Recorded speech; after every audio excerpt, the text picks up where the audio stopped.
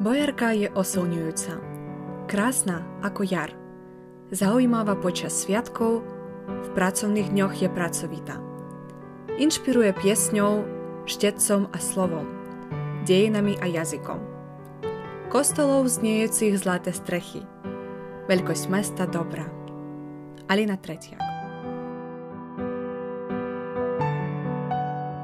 Naše mesto Bojarka je pľúcami Kyjova, duchovným srdcom Kyjovského kraja, umelým nebom ukrajinských klasikov, umelcov, spisovateľov, energetickým centrom historikov, politikov, verejných líderov.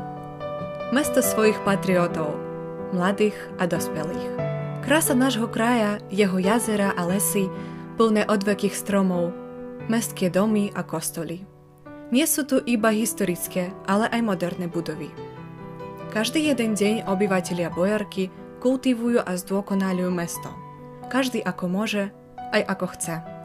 V práci, škole, doma, medzi príbuznými a priateľmi, v sociálnej a kultúrnej oblastiach činnosti. Naše mesto žije v obrázkoch umelcov, v lyrike a sochárstve, ľudových piesniach a tancoch, vo vyšitých ľudových oblečeniach, mesto, aké žiari láskou.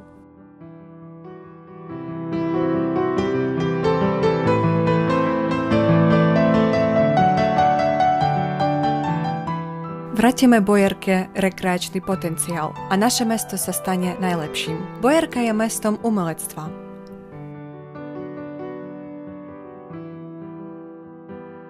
Teraz sa nachádzame v reštaurácii Asia Style. Pozývame vás ochutnať jedla azijskej kuchyne.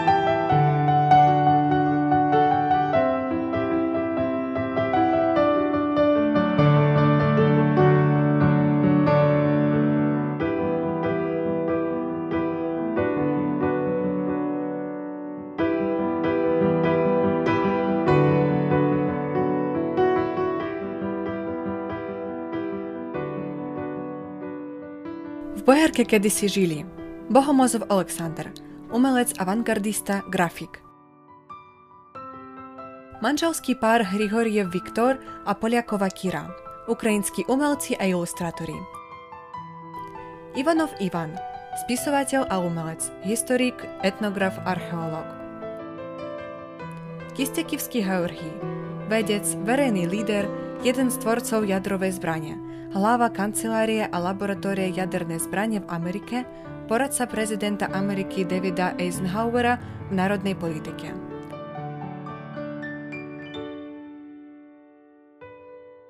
Kovalenko Ivan, známy ukrajinský básnik šesťdesiatnik.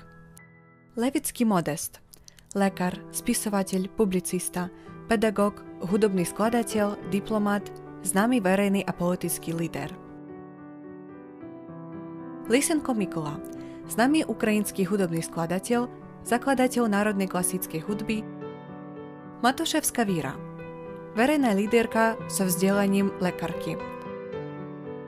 Mochor Jurij, zaslúžený ukrajinský umelec, laureát prémie Kasiana. Natson Semen, známy básnik, laureát prémie Puškina Ukrajinskej akadémie vedy. Samilenko Volodymyr, ukrajinský spisovateľ, diplomat, dramatik, tlmočník, publicista. Šalom Aleichem, klasik hebrejskej literatúry. V svojich písaniach Mliekar Tevje a Kabala na chate zobrazoval mesto Bojarka, jeho dejiny a štýl. Mesto v jeho písaní malo názov Bojberik.